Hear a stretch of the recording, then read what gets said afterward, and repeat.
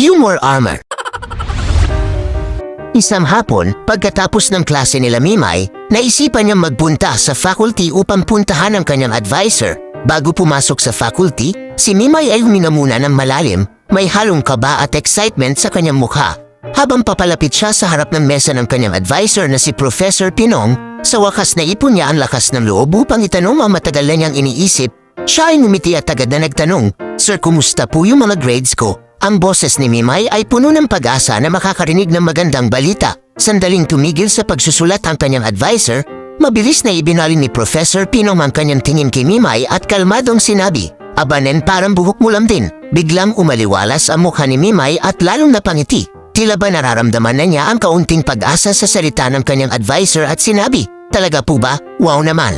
Ngunit ilang saglit lang, napawi ito nang marinig ang tugon ng kanyang advisor. "Oo, Neng." Parang bagong ribbon, bagsak na bagsak.